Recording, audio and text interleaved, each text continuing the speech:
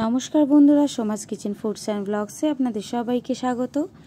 আজকে আমি এই ভিডিওটি বানাচ্ছি রিকোয়েস্টের জন্য। অনেক ফ্রেন্ডদের অনেক প্রশ্নের উত্তর দেওয়ার জন্য আজকে আমি ভিডিওটি বানাচ্ছি। এখানে যে আমি এসির সাথে যে স্টেবিলাইজারটা লাগিয়েছিলাম সেটা সম্পর্কে অনেকে প্রশ্ন করেছেন যে স্টেবিলাইজার লাগানোর দরকার কি। স্টেবিলাইজার অলরেডি এসির মধ্যে তো রয়েছে, কিন্তু আমি এসিটাকে সুরক্ষিত রাখার জন্য কিন্তু স্টেবিলাইজারটা ব্যবহার করেছি, যাতে কোনোভাবেই এসিটার পরে কোনো এফেক্ট না পড়ে।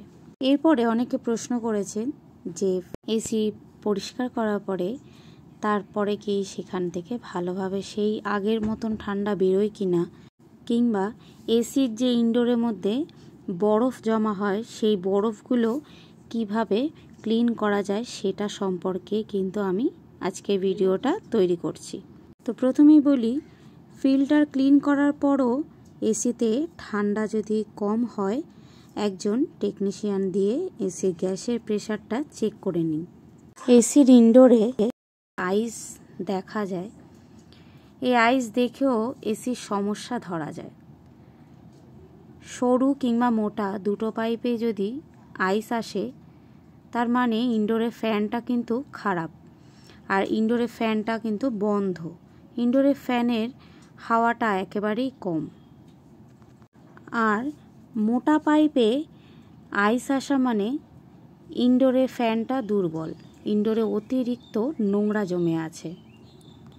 আর যে সরু পাইপটা থাকে সেই সরু পাইপে যদি আইস আসে তার মানে এসিতে গ্যাস কম আর এসিতে লিকেজ আছে। এগুলো আপনারা টেকনিশিয়ান দিয়ে চেক করিয়ে নেবেন। অনেকে এসি এ বাড়ি থেকে অন্য বাড়ি যখন শিফট হয়ে যায় সেই শিফটিংয়ের সময় কিন্তু এসিতে গ্যাস দিতে হয় না, গ্যাস লক করে এসি খোলা যায়, আর ফিটিংস করার পরও আবারও কিন্তু গ্যাসের লক খুলে দেওয়া যায়।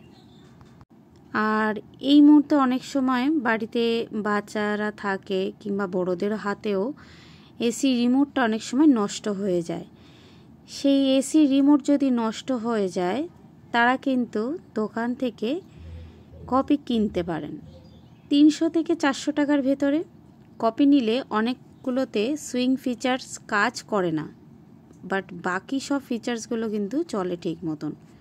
এসির ইনডোরকে হাইড্রো ওয়াশারের সময় যখন জলের স্পিড বেশি দেওয়া যাবে না, বেশি স্পিডে হাইড্রো ওয়াশ করলে কিন্তু সুইং ব্লেডে সমস্যা হয়, ব্লেড টাল খায়, তো পরবর্তীতে এসি থেকে কিন্তু আওয়াজ হতে পারে।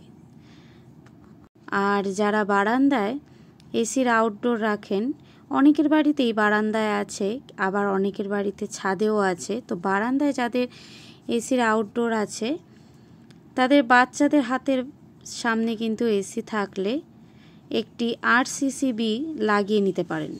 এতে করে এসি থেকে বাচ্চারা শক খাবে না।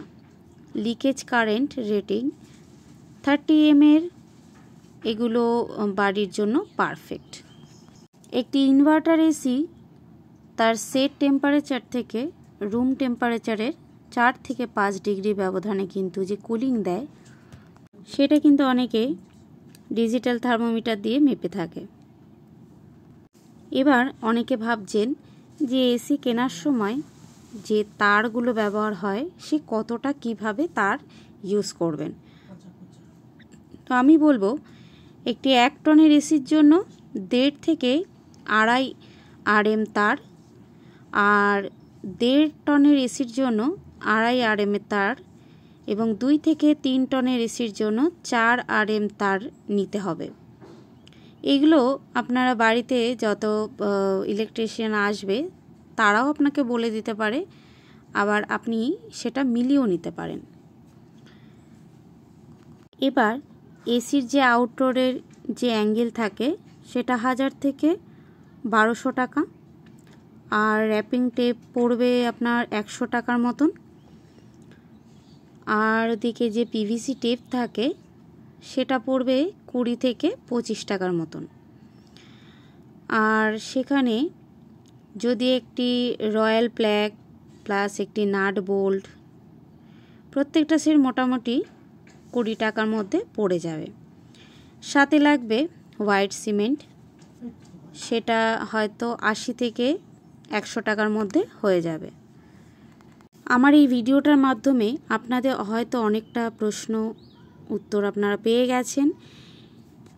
আশা করি আমার এই ভিডিওর মাধ্যমে আপনাদের অনেক প্রশ্নের উত্তর আপনারা পেয়ে গেছেন। ভিডিওটি ভালো লাগলে অবশ্যই প্রচুর শেয়ার করবেন এবং লাইক করতে কিন্তু একদমই ভুলবেন না। আর কমেন্টে জানাবেন আপনাদের আরও কোনো প্রশ্নের উত্তর থাকলে, আমি অবশ্যই নেক্সট ভিডিওতে আপনাদের আরও ভালো ভিডিও দেওয়ার চেষ্টা করব। আজকের মতন বিদায় জানাচ্ছি বন্ধুরা, নমস্কার। ফিরে আসবো আরও একটি ভালো ভিডিও নিয়ে।